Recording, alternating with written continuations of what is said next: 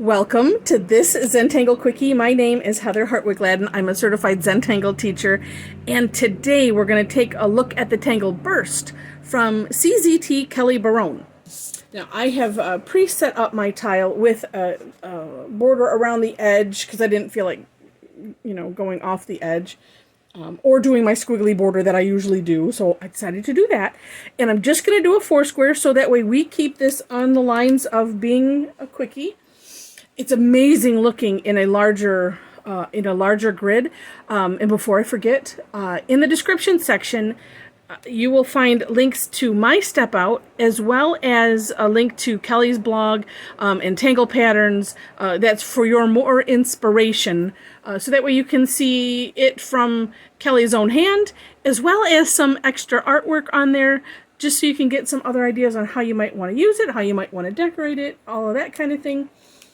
All right, so, and then, and Kelly, if you ever watch this, I switched up the first 2 steps, so I hope you don't mind. I found it would be easier for me to do this outer edge versus the inner edge. So take a look at the step outs, and if it's easier for you to do the inner, great. That's how she set it up. But for me, the non-artist here, I just found it was easier to do that, and then I can set the distance. Well, why don't I just show you? All right, so the first step, the way I'm doing it, is a curved line. So before you start, if you're doing this on a larger grid, make sure that because you're going to be working in a 4 square, so the tangle covers these 4 squares. So wherever you want to start, say, okay, this is the middle. That's where, and that's where your focus is. So the first step is curved lines, and we're going to go from the edges of, from these corners, from the edge of your grid, inside, like so. So heading towards that center, and so just turn your tile and repeat it. You can decide, of course, how far in you want to go. Or how, or not. Gosh, it almost like if I did less of a curve, it would almost be a straight line. So, so I think that's about as far as I can go with that. But that was the thing, is that hers, it goes all the way to the edge, and I just needed to have that placed first. Okay, so the second step is basically auraing this, and so you can decide how far apart. And because I'm just thinking about this now, wondering, it could look really cool if you went, no, I'll do it true to hers. I almost couldn't tell if it went from this point and coming down further and then coming back to that same point. That could look cool. Or we're just going to do it this way. Pick a point, however far away you want to have this auraed, and draw another curved line.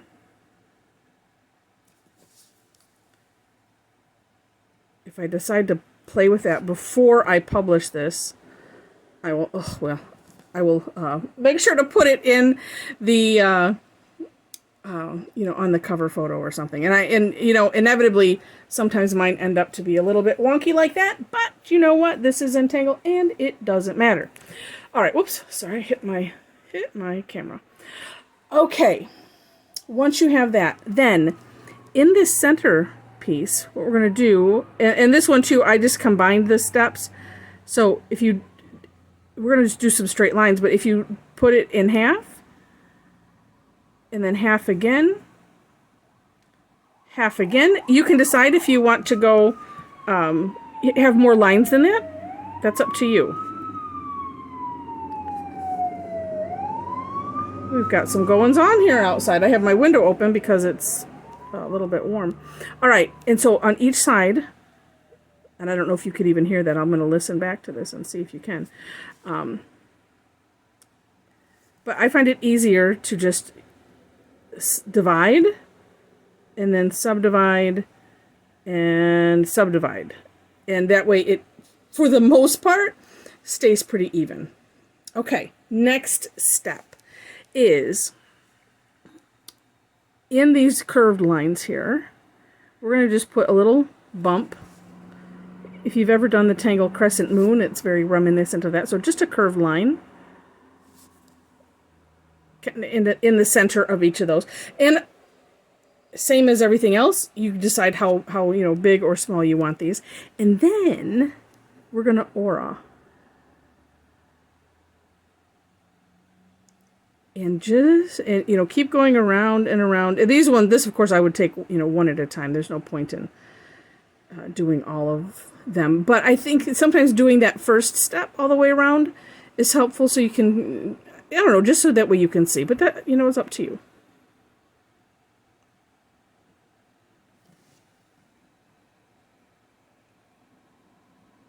I was like, okay, this is getting rather big because these are big. Let's see, can I do it one more time? Maybe if I run right up.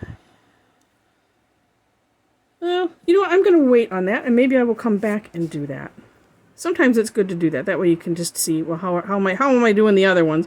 Because we're not measuring anything. It's all just eyeballing. And because I'm partially thinking, well, I'll take a look first. Because see, like here, it's like oddly that I didn't aim for that to line up, but look at how that is. And sometimes you can kind of adjust for things being a little bit out of, I wanted to say out of order, but that's not the right word. You know what? Some days tangling and thinking of words just don't go together. Well, that one is interesting. Okay. Well, and let me tell you, one thing that I might decide to do, I feel like that needs to, let's just do, and we can do the hollabow, where we go up, picking it up, or, let me merge it into that line a little bit, and we'll just end there. So in that little bit, so the one thing I'm thinking is, wow, there's nothing that says you can't color things in. So as a course correction, because there's no such thing as a mistake in Zentangle, I might consider, and I'm going to do the same, see, because this is just a little bit odd shape, or not odd shaped, it's a little off center. And using the hollabow concept of drawing behind the edge. And as you saw, and if you didn't know, I shouldn't assume that you know what that means. So as I'm drawing, I pick up my pen, and I'm imagining the line going around, and then putting my pen down where it's, clear, and then continuing. And so then they all look kind of even, except for the little, but that's okay. And again, going back to the course correction idea. So if I decided, well, you know what, I think I want to add a little something to this, because this is the tangle. And then we can add some shading, you can add some decorating. But so let's do this.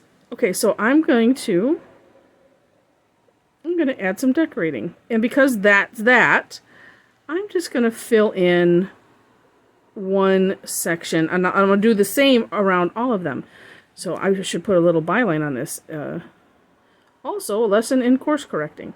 So the fill in is I want to say it's like one of the ultimate in course corrections. Because see, as long as you can go out, which I did, as you saw, then everything is cool.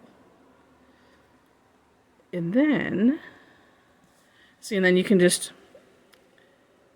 adjust. So it's kind of like, and it depends on what's going on.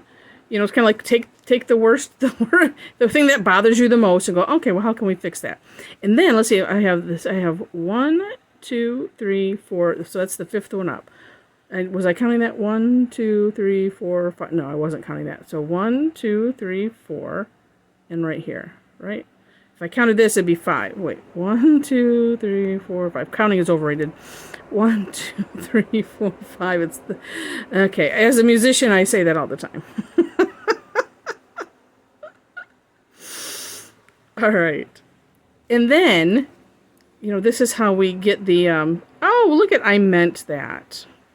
And sometimes doing things like this, it just adds a little something extra neat. And now, had that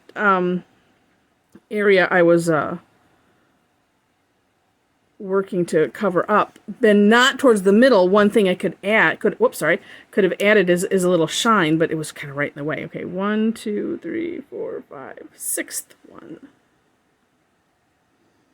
And so, I'm counting from the center because at least that will be, well, see, this one I could have done the next one, but that, you know what, it's all right. This one isn't as bad as the other. But then too, I could have done one section on each corner and done a different one. If I didn't look ahead, I just knew that one I really, really wanted to do something with. Although this has one of those too. 1, 2, 3, 4, 5, 6. Whoops. 3, 4, 5, 6th one. Yeah, because the only trick with using filling in as a course corrector is you can only go out. You can only expand. You can't do anything else. Now, if I was, depending on what you're using, you could use, so for instance, if you're, here I can adjust that a little bit. That'll help. If I was doing something on a black tile or black paper, and when we use the white charcoal or soapstone, whatever you use, sometimes you can go back with a black pen and adjust some things that way. And you know what? On occasion, we've been able to. Sometimes you can add white to this. It just doesn't work as well as you would think. Oh, and then okay, I'm having another thought. So, sorry, this, like I said, I try to make this a quickie, but then sometimes we're just inspired. And, so that looks kind of silly all by itself there like that. Got out my 10, so make it a little quicker. I'm just going to do the center, that first one, so that way then it kind of goes. But decorating and things is all up to your creativity, your imagination. For the most part, I like to copy what other people do because I'm not that spontaneously creative. I'm working on it. I do some things. If that's a challenge for you as well, know that by doing this, you kind of learn some things that you're like, oh, I'll try that. And then you end up putting, these techniques and things in your, Zentangle bag of tricks, and you pull them out whenever you need them. Okay, so then here's some shading ideas. Oh, okay, so the one shading idea I'm gonna do, well, I'm still gonna do that. All right, so just putting some graphite on the outside of that first curve line that we started with.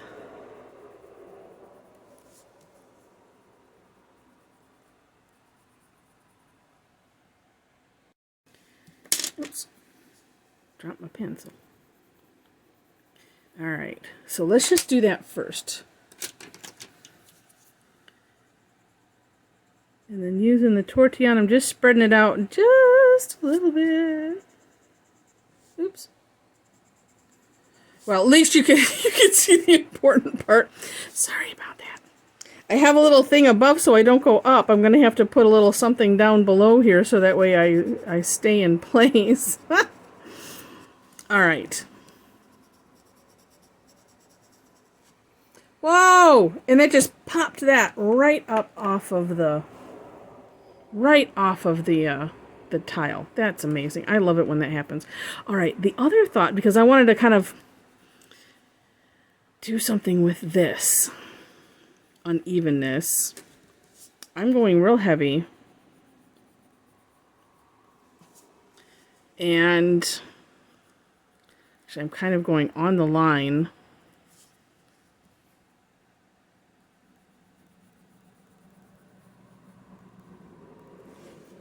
And let's see. Let's go a little bit on the inside. I was thinking I might do it on both ways, but let's see. Yeah, I'm going to just do that on the inside. Okay.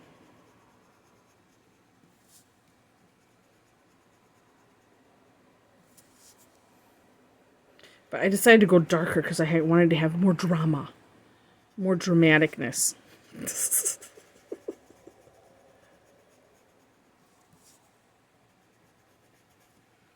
Oh, yes, and that I think I have achieved. And now hindsight, I'm like, well, I could have gone the other direction, too, and started in the middle. And I think I kind of like it this way.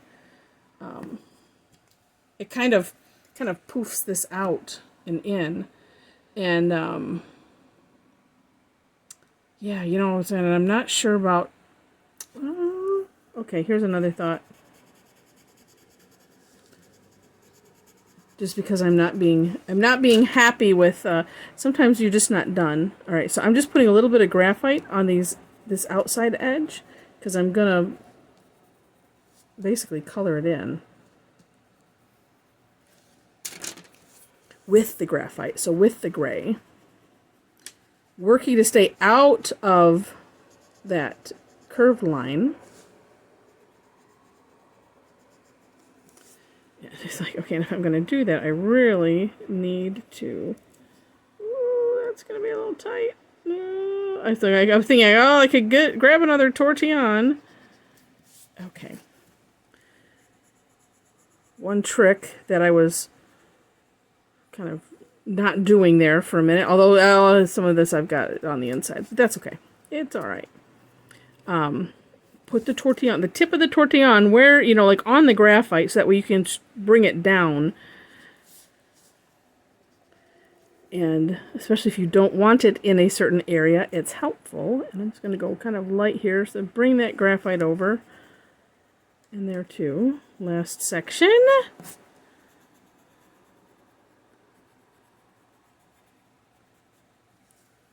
Oh, yes. I was thinking about doing it with this, but I'm glad I did that. Okay, so there's some thoughts. And, and it's just playing. It's just playing. Have fun with it. Enjoy. It's like, how I'm looking at it through my camera and thinking, wow, just look at how that just, I don't know, it all popped. And I think that will always just floor me. Just floor me. So I hope you enjoyed this. If you did, would love to have a thumbs up, a like, like, share, all that. Let me turn off this phone. I should have had it near me, so I could have done that. Like, share, subscribe. I would be honored if you subscribed. If you do, make sure that you hit the notification bell, so that way you can decide how you want to be notified. If you're watching this on YouTube, I'm going to be posting this on other channels as well. But on YouTube, you hit that, so that way you decide how you want to be notified, if you want to be notified at all. Also in the description section, I have to remember on another video to say this maybe earlier, because you might not be listening to this. Or if you are, yay, thank you. If you have not joined me and my fellow Tangle Addicts for a live online class, would love to have you. I do a number of classes every Thursday. You can count on. I have 2 sessions. They are free. I have some other ones that I do. I also have some ones that I charge for, but I also have a membership club. So you can check all that out on my website. If you have questions, let me know either in the comments or via email through my website. All of that kind of thing.